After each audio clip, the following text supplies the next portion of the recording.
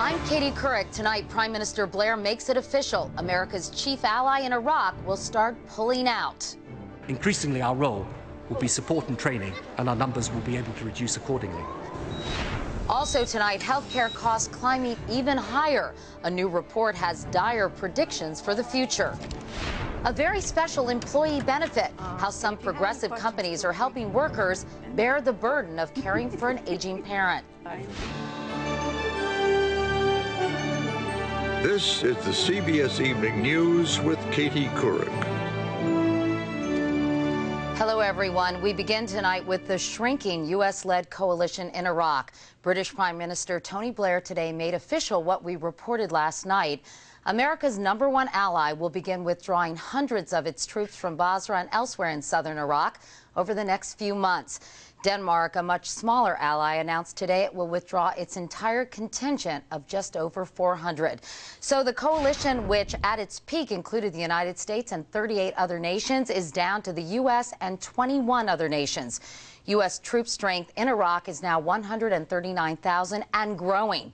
The others just over 14,000 and shrinking. We have reports tonight from Iraq, Washington, and London. We begin there with Richard Roth. Richard, the British withdrawal appears to be a real turning point. Katie, I don't think there's any question. The timetable's a little rough, but the message is clear-cut. The British are now looking at the end of their military involvement in Iraq. The bells were tolling at a church in northern England for 21-year-old Private Luke Simpson today, and as the 101st British soldier killed in the war was buried, the British government announced its troops in Iraq will soon begin getting out. In contrast to the surge in American forces, the British presence will start shrinking over the next few months. 7,100 British troops are now in Basra and southern Iraq. More than a quarter of them, 2,100, could be home by the end of the summer. Already we have handed over. Tony Blair said that's because Basra hasn't faced what he called the orgy of terrorism confronting Baghdad, and because security's increasingly been turned over to Iraqis. What all of this means is not that Basra is how we want it to be, but it does mean that the next chapter in Basra's history can be written by the Iraqis.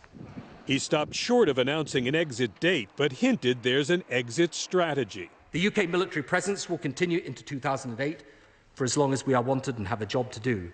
Increasingly, our role will be support and training, and our numbers will be able to reduce accordingly. While Blair praised his troops as brave beyond belief, there wasn't a whisper from his own party or his opponents suggesting the British should consider staying and redeploying to bolster American forces. Tony Blair is beginning to lead the way to ending the British presence in Iraq. And the writing's on the wall. This is going to be an American operation, for better or worse, until the Americans leave. Despite the British drawdown, there will still be forces rotating in while other troops are pulled out. The next one's announced tomorrow, and it's expected to include a celebrated regiment called the Blues and Royals, with an equally famous lieutenant called Prince Harry.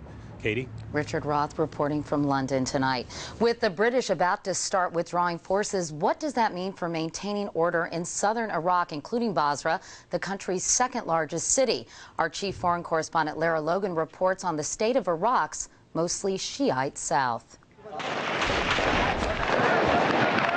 The south of Iraq has turned into a battleground for rival Shiite militias who dominate here despite the presence of British troops. Well-armed militiamen like these fighters from the powerful Mahdi army compete for control of this oil-rich land, seen here when they briefly seized the southern city of Amara last October in a brazen display of military muscle. It is these militias, and no longer British troops, that are the law here. When the British started, they were very much a part of the community. And by the end, they had conceded great spaces to local militias, and they were more into regular routines and not the reassuring presence they had started with. The soldiers that began their mission here with a friendly posture and soft hats hoped to build on the welcome invading forces received in much of the south. But they were forced to swap their berets for helmets and pull back into their bases as their troops repeatedly came under attack.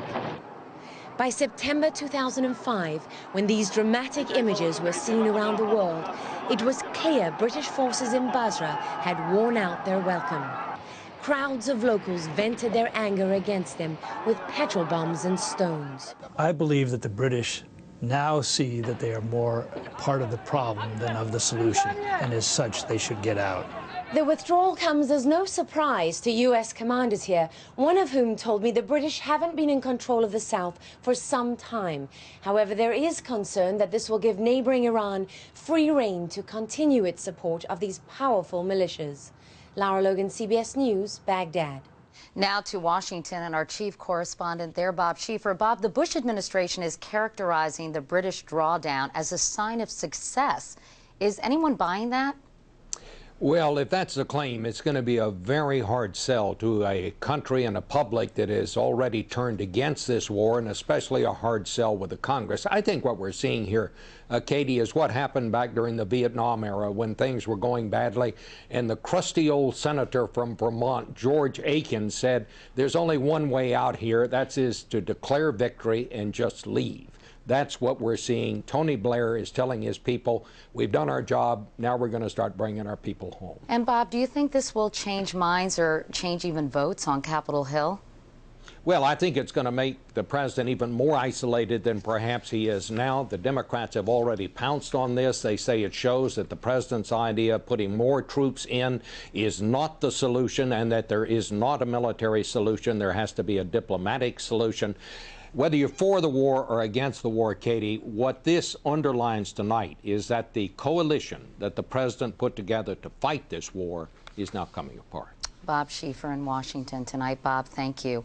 A final note about Iraq tonight. A U.S. military Black Hawk helicopter was shot down north of Baghdad today.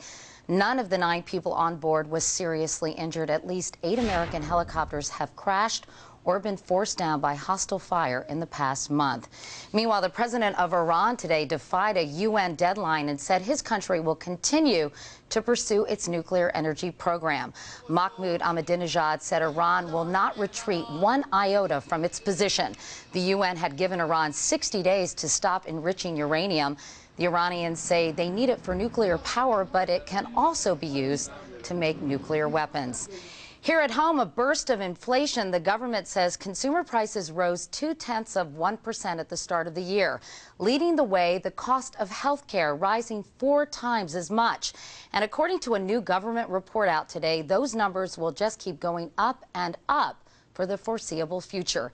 Here's our national correspondent, Byron Pitts. The projections made today were staggering. The cost of prescription drugs, hospital care, and other health services in America will likely double in the next decade. The price tag, $4.1 trillion a year by 2016. Translation, 20 cents on every dollar spent in this country will be spent on health care. This report is cause for concern. Healthcare costs are growing much more fast than in general inflation. It's a frightening forecast for people like 66-year-old Judith Laser, and she has insurance. Diagnosed with ovarian cancer, she takes 5 pills and at least 2 shots every day. This medicine that I'm taking that is so expensive is, I believe, saving my life. Despite Medicare and supplemental coverage, those shots alone cost her $7,200 each month. How do you manage that, $7,200 a month? Friends and relatives have helped a little bit, and I had some savings. While she must make tough choices almost daily, healthcare experts say Congress must do the same, and soon. Right now, the states and federal government pay more than 45% of all health care costs. That number will rise to nearly 50% in 10 years. Everybody wants Cadillac care, but they're not really willing to pay for it. They want to pay Chevy prices for Cadillac care. That's not a sustainable solution. Judith Laser's husband died of cancer last May. He was a physicist. They dreamed their golden years would be just that. Sometimes I can feel very bitter about how the government has sort of misled people into thinking they have coverage, they have someone to take care of the payment for their medicine. Just you and that $7,200 bill every month. Right, that's it. You're on your own, kid. Why the increase? prescription drug cost, the graying of America. Katie, the reasons are clear. It's the solution. That's the difficult part. All right, Byron Pitts. Byron, thanks so much. By the way, with all the money we spend on health care, this may be a bit surprising. The United States spends about $6,000 per person every year on health care. That's about twice what's spent by other industrialized nations like Canada and France. But our life expectancy of 77.5 is still lower than theirs. In Canada, it's just under 80. In France, just over 80. In other health news tonight, there's a new warning for people being treated for attention deficit hyperactivity disorder, and that's a lot of people, by the way. Nearly 4.5 million school children have been diagnosed with ADHD. The FDA says Ritalin, Adderall, Strattera, and all other ADHD drugs carry a slight risk of psychiatric and heart problems, and it's now requiring manufacturers to say so on the labels.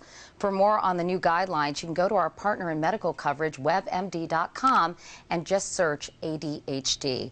We've got much more news ahead. Coming up next, CBS News in Focus. If you're caring for your aging parents, help may be on the way from corporate America.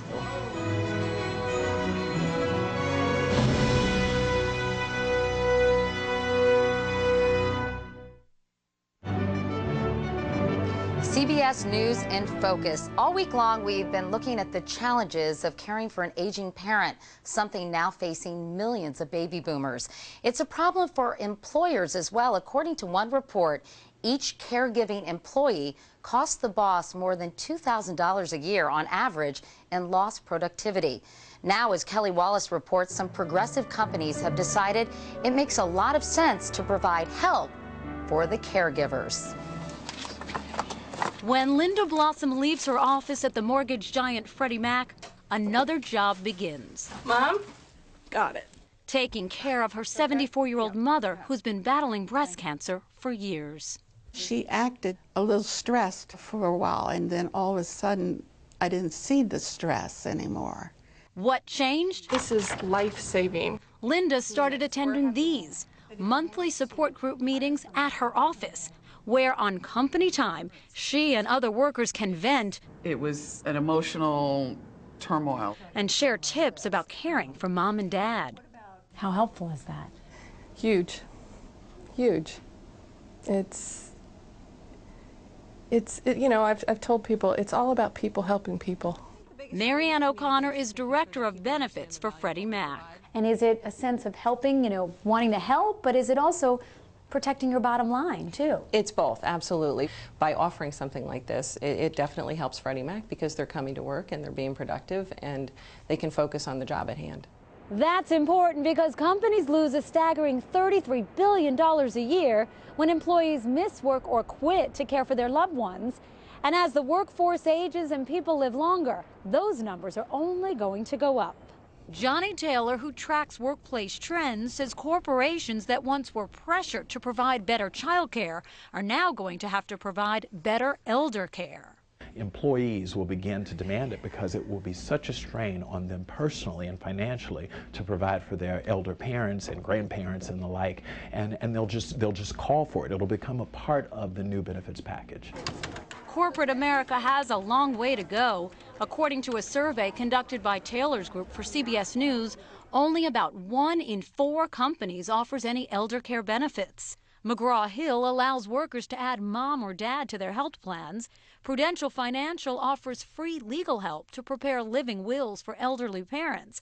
And Linda's company, Freddie Mac, provides emergency elder home care, for which employees pay just $15 a day. It's thirsty. In between my meetings. What businesses get in return, according to Linda, is not only greater productivity, but loyalty.